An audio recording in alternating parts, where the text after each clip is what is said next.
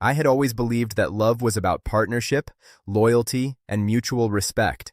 I worked hard to provide for my family, to build a stable life, to support my wife in her ambitions. I didn't make millions, but I made sure our bills were paid, our children had everything they needed, and our life together was comfortable. Apparently, that wasn't enough.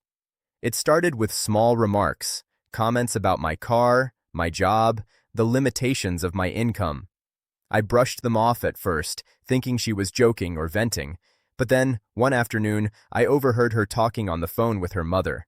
"I can't do it anymore," she said. "I'm divorcing him. I just can't live on his pathetic salary. It's humiliating." I felt my chest tighten. Humiliation, betrayal, anger, shock.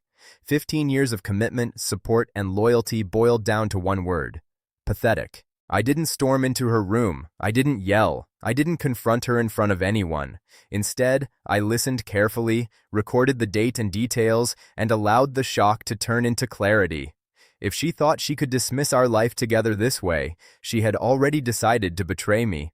Over the next few weeks, I noticed the signs: secretive calls, sudden work trips, and an unusually cheerful demeanor whenever her friends or mother were around. It wasn't just dissatisfaction, it was premeditated abandonment. She had already chosen her path, and it didn't include me. I didn't panic. I didn't argue. I began to prepare quietly.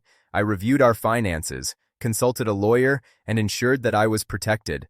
15 years of work had to mean something, and I wasn't about to give it all away because she had decided money was more important than loyalty. When the conversation finally came, weeks later, I was calm, composed, and ready. She tried to justify herself, to lecture me about ambition, comfort, and status. But I didn't flinch. I didn't argue. I simply reminded her that love, respect, and partnership aren't measured in salaries.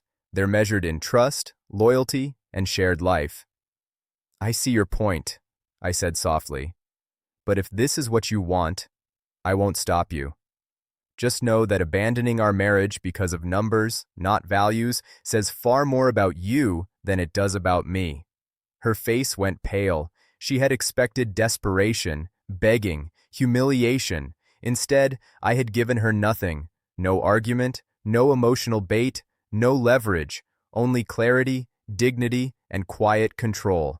Months later, the divorce was finalized.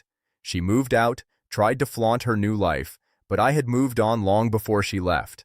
I focused on my work, my children, and my self-respect. And over time, she realized that the pathetic salary she had mocked didn't prevent me from thriving. It simply meant I had earned my independence on my own terms. Sometimes betrayal is loud, sometimes it's casual, and sometimes it's wrapped in the guise of money or status. But the most powerful response isn't revenge or anger, it's quiet resilience, preparation, and the unwavering knowledge of your own worth.